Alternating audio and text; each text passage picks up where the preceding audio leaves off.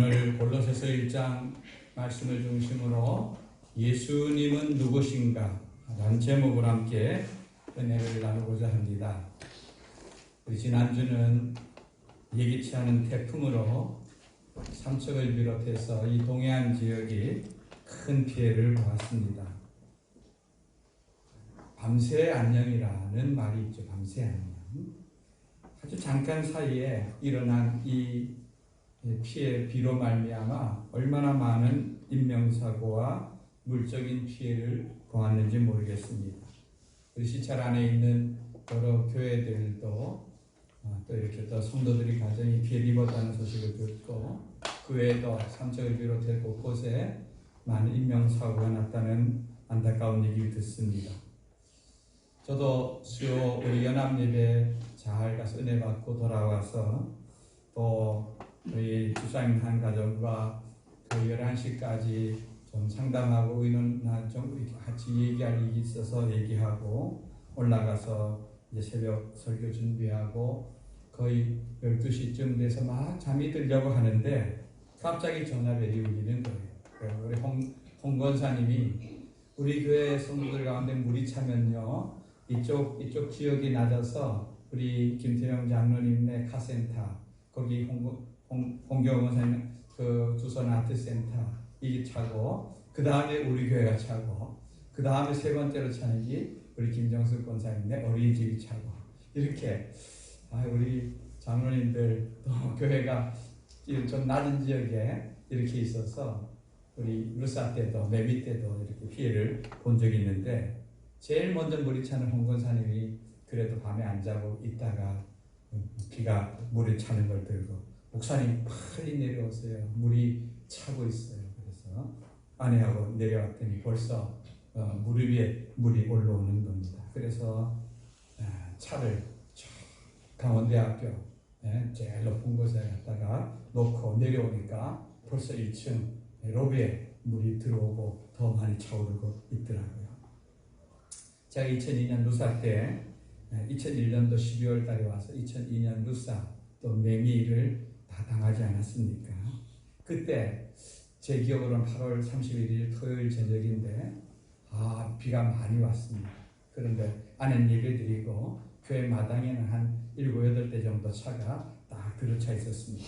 집사님 한 분이 오더니 목사님 빨리 차를 높은 데로 옮기셔야 됩니다. 그래야지만 피해를 막을 수 있습니다. 그때 제가 끄떡도 안 했습니다. 집사님 여기가 삼척 시내인데 이 시내의 물 한복판에 여기가 설마 물에 잠기겠습니까? 설마가 사실로 그래서 차 꼭대기까지 물이 들어차고 결국 우리 집 제가 그 누구 말을 들으니까 그 문틈으로 물이 샌다 그래서 문방구에 가서 있죠. 차를 사다가 문틈을 막고 있는데 저 하수구에서 물이 확 올라오는 거예요. 그래갖고 뭐 성경책 하나 들고 이 교회로 2층으로 피신 당했던 때가 있었습니다. 여러분 그 집사님은요 저한테 권하던 집사님은 이미 한번 수해를 경험해 본 분입니다. 물이 얼마나 무서운지 압니다. 그러니까 빨리 미리 대비하지 않으면은 급하게 서두르려다가는 당하기 딱 쉽다. 이걸 아니까 그분은 서두르고 그래도 목사가 말을 안 들으니까 어떻게 합니까? 목사님 죄송합니다. 나라도 살아야 되겠습니다 하고 혼자 올라갔는데 올라간 사람은 살았지만 저는 그만 그때 당하고 말았습니다. 물론 하나님께서 더 좋은 새로운 차를 주셨지만 여러분 저는 그때에 경험이 없으니까요 당하고 나서야 깨닫게 되는 것입니다. 사람들이 그래요. 참 이렇게 미련해요. 무슨 일을 처음 당할 때는 무슨 일이든지 이렇게 당황스럽습니다. 그런데 우리가 미리미리 대비하지 않으면 크게 당하는 것입니다. 그리고 나중에 후회해도 그때는 소용이 없는 것이죠.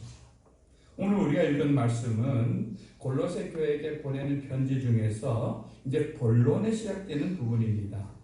바울은 앞부분에서 이제 바울이 골로새 교회는 바울이 세운 교회가 아니라고 말씀드렸죠. 바울이 제자였던 에바브라라고 하는 제자에 의해서 세워진 교회인데 그 교회 소식을 듣고 이 골로새 교회는 그래도 그들은 주님에 대한 믿음을 가지고 있었고, 그리고 성도들은 서로 사랑하고 하늘에 쌓아둔 소망이 있는 그런 교회였습니다. 그리고 바울은 그들을 위해서 너희들이 믿음 안에서 계속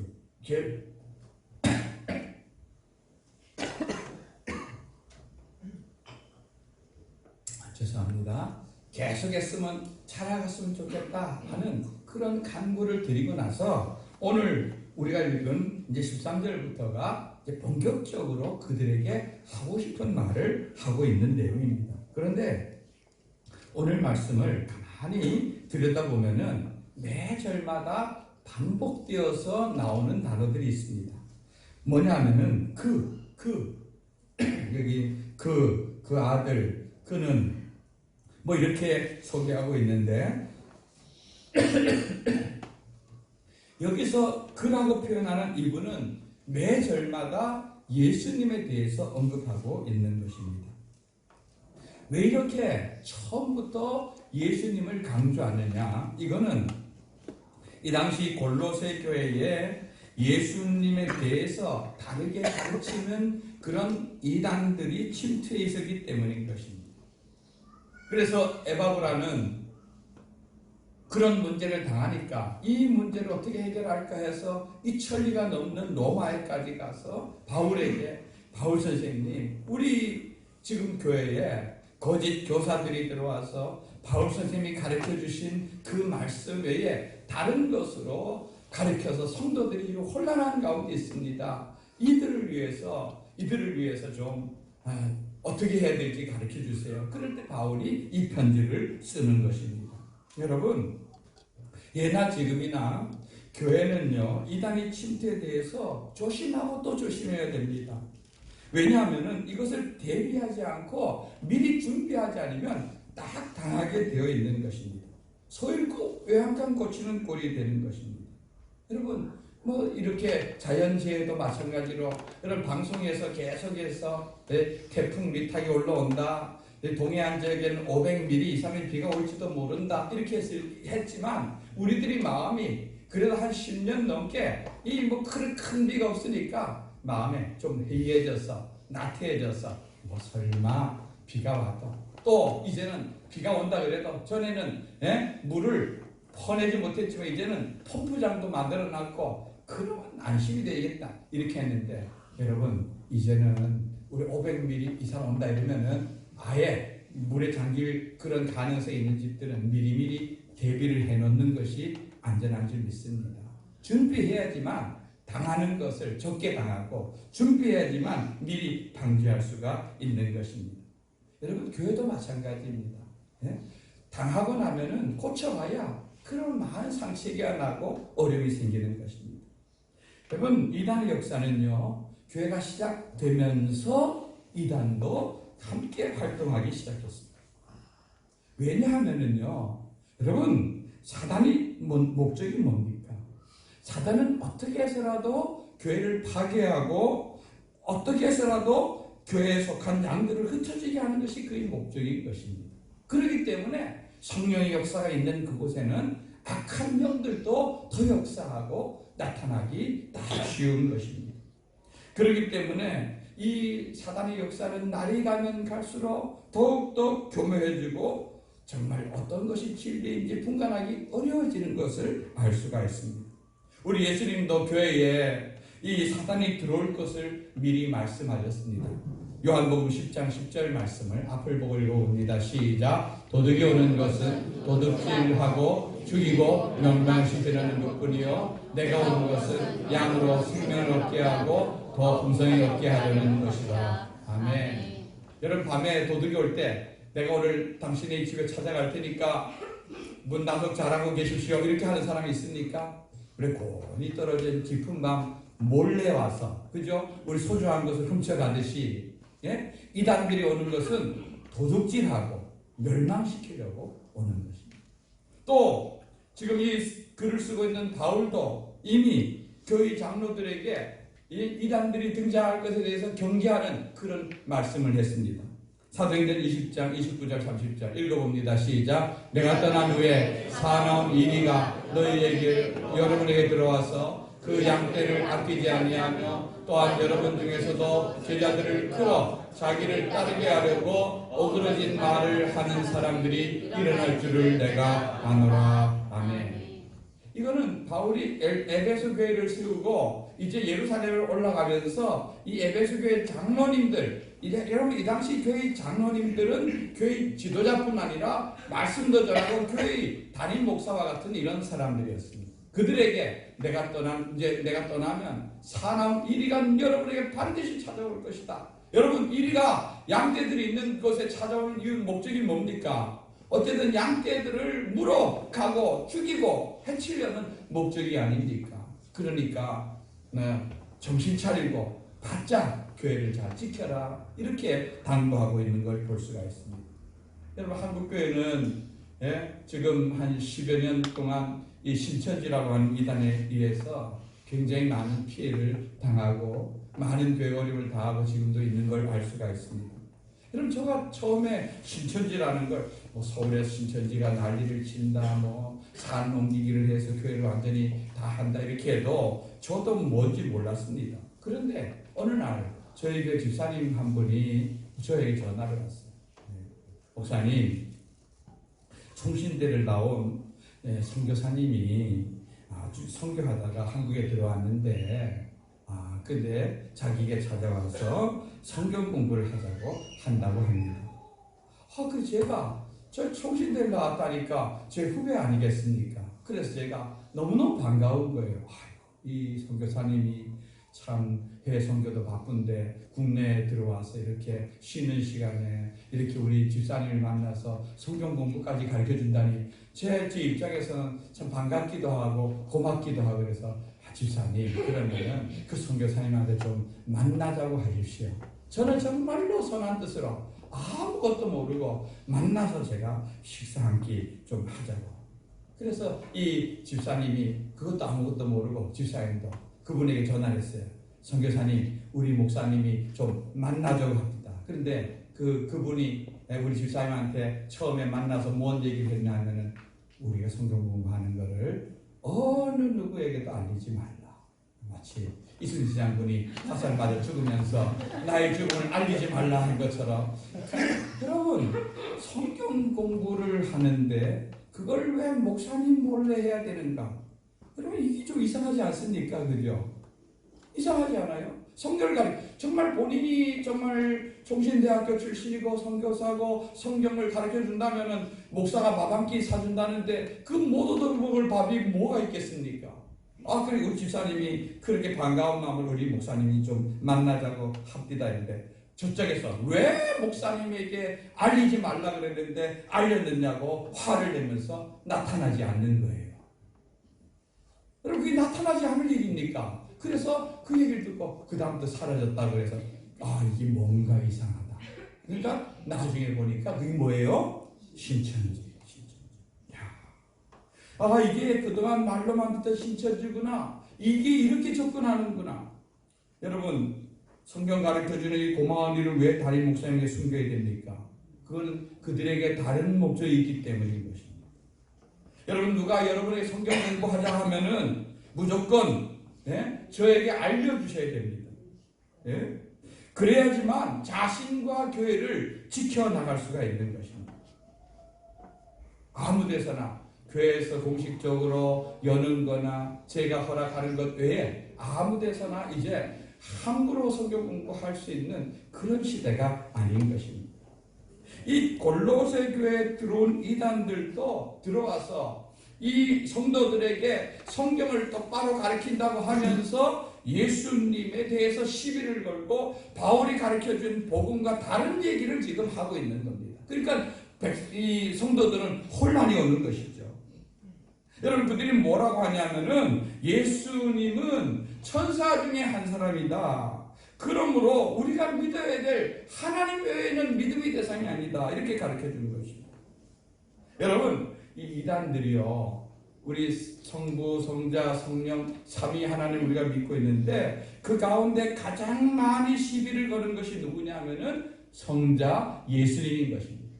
그래서 초대교회 때부터 이것이 이게 너무나 그들에 있어야 하기 때문에 우리가 암송하는 사도신경이 있죠. 사도신경이 뭡니까? 우리들이 무엇을 믿는가 하는 신앙 고백이 아닙니까? 그 고백에 보면은 하나님은 전능하사 천지를 지으신 하나님을 믿습니다. 우리는 천지 만물을 창조하신 성부 하나님을 믿는다는 겁니다. 그죠? 그리고 성령을 믿습니다. 한 줄로 되어 있습니다. 근데 예수님에 대해서는 어떻게 고백합니까, 우리가? 예? 예? 성령으로 잉태하여서 동정녀 마리아의 몸에 통해서 성령으로 잉태하여 이 땅에 오신 예수님을 나는 믿습니다. 그 예수님이 십자가에서 피 흘려 죽으신 것을 믿습니다. 무덤에 장사되었다가 3일 만에 다시 살아난 것을 나는 믿습니다. 예수님이 살아났을 뿐 아니라 하늘나라에 승천하신 것을 믿습니다. 예? 승천하신 하나님은 우리를 언젠가 심판하시러 재림주로 오실 것을 믿습니다. 예수님에 대해서는 왜 이렇게 구체적으로 하나하나 이것을 가지고 이렇게 우리의 신앙 고백을 합니까? 예수님이 동정녀 탄생, 예수님이 인간의 몸으로 오셔서 십자가에 죽으셨다는 것, 예수님이 부활하셨다는 것, 승천하셨다는 것, 재림주로 오신다는 것을 이단들이 계속해서 시비를 걸기 때문에 우리가 확실하게 믿는 예수님이 어떤 분인가를 신앙 고백을 통해서 우리는 날마다 되새기고 있는 것입니다. 여러분, 우리가 여기서 우리가 예수님이 어떤 분이신가 하는 것을 우리가 집중해야 되는 이유는 어떻게 하더라도 이단들은 예수님을 걸고 넘어져서 예수님이 자리를 넘보고 그리고 더 나아가서는 자기를 예수라 하고 더 나아가서 예수님의 신성을 부인하고자 하고 예수님이 인간의 몸으로 오신 것을 부인하고자 하는 것이 그들의 뜻인 것입니다. 그러면 우리는 믿음의 성도들은 예수님이 누구신가 하는 이 부분을 잘 알고 있어야지만 또 누가 뭐라고 해도 우리는 분명하게 내가 믿는 예수에 대해서 얘기할 수 있어야 되는 것입니다. 그렇기 때문에 오늘 말씀에 대해서 여러분 귀 기울여서 잘 들으시기 바랍니다. 여러분, 그런 본문은 예수님을 어떤 분으로 소개하고 있습니까? 첫째, 보이지 않는 하나님의 형상이라 이렇게 말하고 있습니다. 우리 15절 말씀 한번 읽어봅니다. 시작. 그는 보이지 아니하는 하나님의 형상이시요 모든 피조물보다 먼저 나신 이시니. 아멘. 예. 제가 아까도 말씀드렸지만 골로새 교회에 들어오는 이 거짓 교사들이 잘못된 가르침은 예수님을 천사 중 하나 정도로 보는 것입니다. 여러분, 천사 지금 우리 개념 속에는 천사를 숭배한다 이런 개념이 없지만 이 초대교회 때 유대인들이나 이방 사람들 가운데 천사를 숭배하는 이런 사상들이 굉장히 많았습니다. 천사는 영적인 존재죠, 그죠? 영적인 눈에 보입니까, 안 보입니까?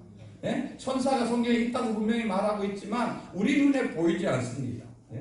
하나님께 천사를 통해서 우리를 보호해 주시고 하나님의 신분을 아는 가브리엘 같은 천사, 사단과 더불어 싸우는 미가엘 같은 천사, 이런 천사들이 등장하는 걸 알고 있지만 천사는 눈에 보이지 않습니다. 그러나 천사는 분명히 하나님께서 창조한, 하나님 부리는 종으로 창조한 그런 피조물인 것입니다. 피조물.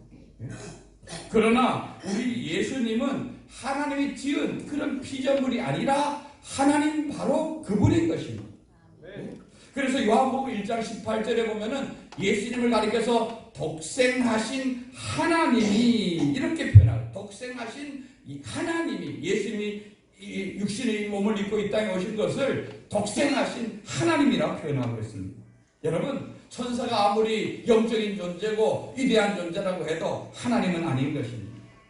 사실 하나님은 영이시기 때문에 우리 눈에 보이지 않습니다. 그런데 예수님이 하나님이시지만 인간의 몸을 입고 이 땅에 오셨습니다. 사실 바울은 이 예수님을 믿기 전에 이 사실을 몰랐습니다.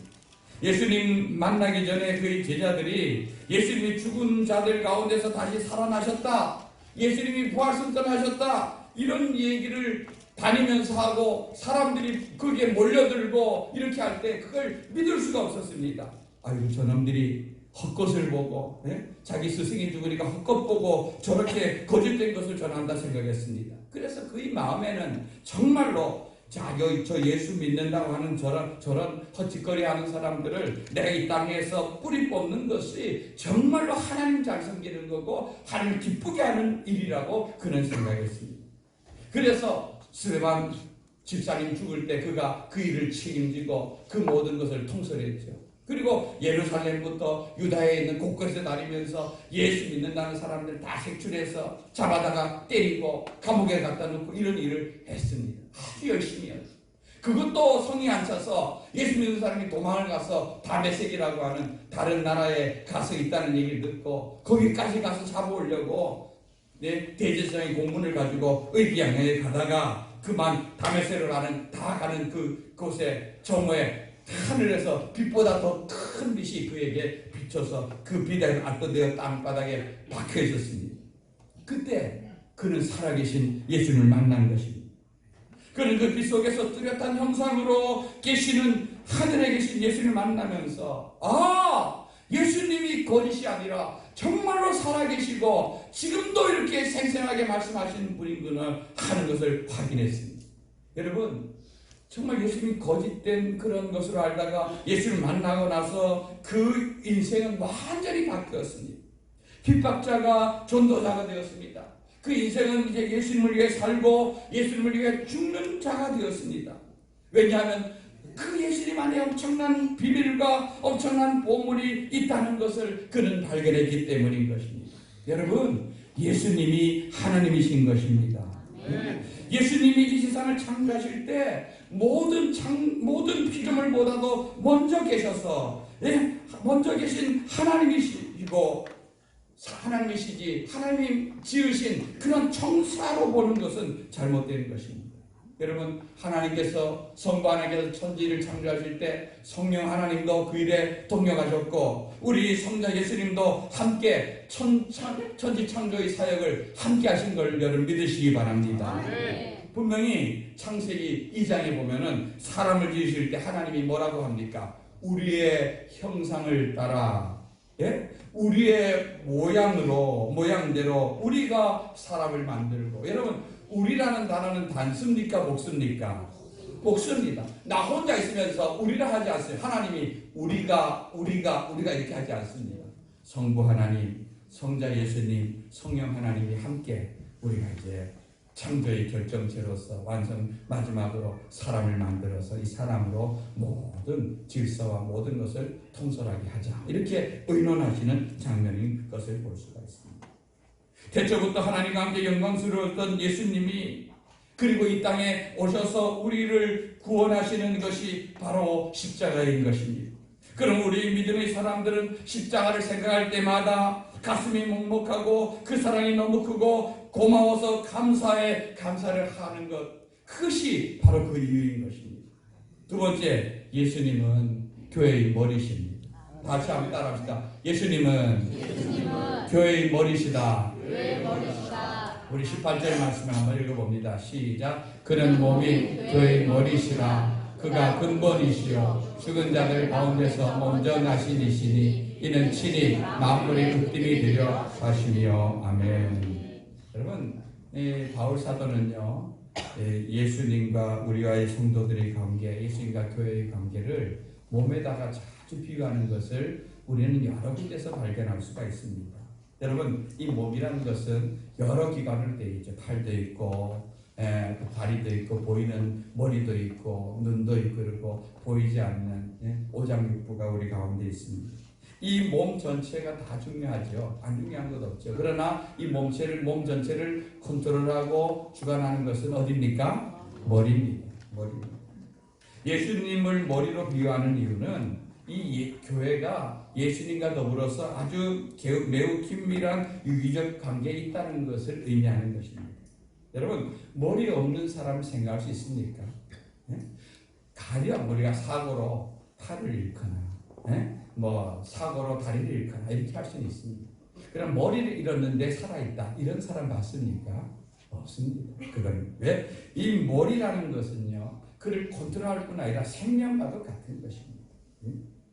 예수님 없는 교회는 이 세상에 존재할 수가 없는 것입니다. 여러분, 교회의 주인은 누구십니까? 목사가 아닙니까? 교회 주인은 누굽니까? 예수님. 예수님입니다. 답변 잘해야 됩니다. 교회 주인은 예수님이십니다. 그래 교회는 예수님이 통치하시고 주관하십니다. 저도 예수님 어떻게 하는 것이 주님의 뜻대로 교회를 이끌어가는 겁니까? 저는 아까 우리 기도하신 분님 앞에 하나님이 종입니다. 우리 예수님이 종입니다. 종이 주인이 저를 여기에 세우셔서 한 약속된 시간 속에서 사역하도록 한 것입니다.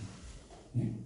교회가 주인, 예수님이 주인 되지 않으면은 그 교회는 더 이상 교회가 아닌 것입니다. 여러분, 사탄교가 있어요. 사탄교. 이런 거 들어보셨습니까? 우리나라에도 들어와 있다 그래요. 백기 다 들어와 있죠, 그죠? 이 사탄교는 누구를 숭배할까요? 사탄을 숭배하는 거예요. 그들도 자기 나름대로의 그 성경책과 같은 그런 책을 갖고 있어요. 근데 우리 창세기 1장 1절은 어떻게 시작합니까? 태초에 하나님이 천지를 창조하셨다. 이 뭔 말인가? 온 세상이 시작된 것은 누구를 통해서 시작되었다? 하나님이 창조하셨다. 세상 만물을 다 창조하셨고 사람도 만들었다. 그럴 때 사람은 누구를 섬기고 누구에게 영광을 돌려야 된다? 하나님. 이게 성경입니다. 그런데 사탄교 1장 1절이 뭔지 아십니까? 내 삶의 주인은 너 자신이다. 내 삶의 주인은 너 자신이다. 이 말은 뭐예요? 내가 주인이니까. 우리 교회에서는 하나님 우리 인생의 주인이시고 하나님 우리를 구원하셨고 우리 인생의 모든 것이 하나님 위해 살아야 된다 이렇게 얘기하는데 사단은 너가 내 삶의 주인이니까 내 멋대로 내 좋은 대로 너가 원하는 대로 살아라. 이게 사탄교 1장 1절입니다. 예? 내가 주인 되고 내 마음대로 하는 것이 사단이 추구하는 방향입니다. 그러나 우리 예수님을 믿는 믿음의 사람들은 머리 대신 예수님의 말씀이 우리들의 삶의 지침이 되는 것입니다. 그래서 하나님 말씀이 가는 곳까지 우리는 가고 하나님 말씀이 멈추는 곳에서 멈추는 줄 아는 것이 진정한 그들의 길인 줄 믿습니다. 우리 교회가 나아가야 될 방향도 우리 예수님께서 우리에게 말씀하시고 가르치신 바를 따라서 따라가야 되는 것입니다. 그래서 교회는 늘 머리 대신 예수님의 뜻을 알기 위해서 힘써야 되고 말씀을 통해 주신 그 뜻을 따라서 살려고 애를 써야 되는 것이 저와 여러분 교회의 지체의 우리 모습인 것을 우리는 늘 기억해야 됩니다. 세 번째, 예수님은 화목케 하시는 분입니다. 우리 20절 말씀을 함께 읽겠습니다. 시작. 그의 십자가의 피로 화평을 이루사 만물 곧 땅에 있는 것들이나 하늘에 있는 것들이 그로 말미암아 자기와 화목하게 되기를 기뻐하심이라. 아멘. 여러분, 하나님께서 가장 싫어하는 것이 있습니다. 뭘까요? 바로 죄입니다. 죄. 이 죄로 말미암아 우리 사람과 하나님이 원수가 되었습니다. 왜요? 하나님은 거룩한 분이기 때문에 죄인된 우리를 가까이 할 수가 없습니다. 그래서 사람이 죄를 지으면요 하나님 앞에 하나님과 더불어 멀어지게 되어 있습니다. 근데 문제는 우리 사람이 죄는 따박따박 한 주간 동안 살면서도 우리가 얼마나 많은 정말 머릿속에서 알고도 죄를 짓고 모르고도 죄를 짓습니까? 그렇죠? 죄를 짓기는 지을 줄 아는데 이 죄를 어떻게 해결할 방법이 우리에게 없는 겁니다. 이게 문제입니다. 그래서 그냥 우리는 죄 가운데서 태어나서 죄 지으며 살다가 죽으면은 영원히 지옥 갈 수밖에 없는 그런 인생들이었습니다. 이 죄의 문제를 우리가 해결할 수 없으니까 그래서 하나님은 그의 아들 예수님을 이 땅에 보내주신 겁니다. 근데 이 땅에 오신 예수님이 하나님이신데 하나님이세요 아니세요? 예수님이 하나님이시죠. 근데 그냥 도깨비로 사람 형체만 가지고 온 게 아닙니다. 아까 말씀드린 것처럼 천사가 사람이 되어서 이 땅에 온 적이 있죠. 그죠? 근데 천사가 피가 있을까요? 없을까요? 없습니다. 피가 없는 거죠. 예수님은 형체만 갖고 온 것이 아니에요. 마리아를 통해서 성령으로 잉태되어 이 땅에 오셨지만 우리가 똑같은 인간의 몸을 갖고 오셨습니다. 그렇기 때문에 예수님도 우리와 몸을 가셨기 때문에 피곤하면 예수님 잠을 잤습니까? 안 잤습니까? 잠을 잤습니다. 예? 배고프면 예수님 먹었습니까? 안 먹었습니까? 먹었습니다. 슬픈 거 보면 눈물이 났습니까? 안 났습니까? 눈물도 났습니다. 여러분, 그러니까 오늘 여기 강조하고 있는 거는 20절에 그의 십자가의 피, 십자가의 피. 예수님께 십자가에, 그러니까 예수님이 천사가 이러면은 예수님이 십자가에 그냥 천사가 달린 겁니다. 거기서 흘릴 피 가짜 피입니다. 그런데 예수님이 십자가에 달리실 때 천사라면 흘릴 피도 없고 아프지도 않았지만 예수님은 그의 살을 찢기고 그의 보배로운 피를 다 흘림으로 그 고통, 말할 수 없는 고통을 친히 다 지어서 우리가 치러야 될 그 죄의 고통을 예수님께서 친히 다 담당해 주신 것입니다. 그리고 결국은 그 죄의 값으로 죽었죠. 죄의 삭은 뭐예요? 사망이니. 죄의 값은 죽음이니까 예수님도 죽었던 것을 죽는 척인 게 아니다. 천사는 죽는 존재가 아닙니다. 천사는 죽는 존재가 아닙니다. 그러나 예수님은 실제로 죽어서 무덤에 장사 지냈습니다. 근데 하나님께서 그 무덤 가운데 3일째 다시 일으킨 것이죠.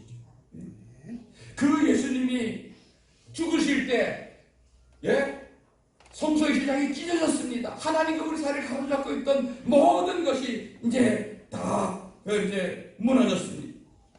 죄로 인해서 예수님이 친히 오늘 말씀대로 화목하게 하기 위한 화목제물이 되어서 죄된 우리 인간과 하나님과의 관계를 만나게 하시는 통로가 된 것입니다.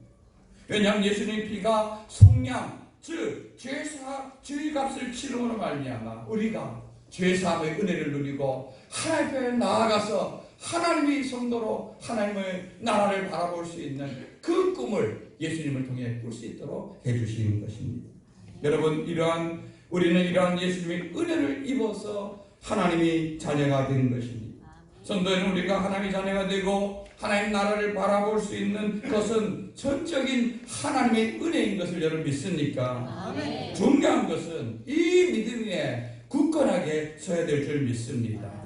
누가 뭐라 해도 이 진리 가운데 이 진리를 놓치지 마시기 바랍니다. 아멘. 여러분, 오늘 23절 말씀, 만일 너희가 믿음에 거하고 이 터위에 굳게 서서 너희들은 다 복음의 소망에서 흔들리지 아니하면 그러할 것이다. 여러분, 우리에게 주신 이 믿음, 이 예수 그리스도의 터위에 여러분이 견고하게 서는 복된 성도들이 되길 바랍니다. CCC를 이끌던 그 김정건 목사님이 백문일답이라는 것을 여러분 들어보셨는지요?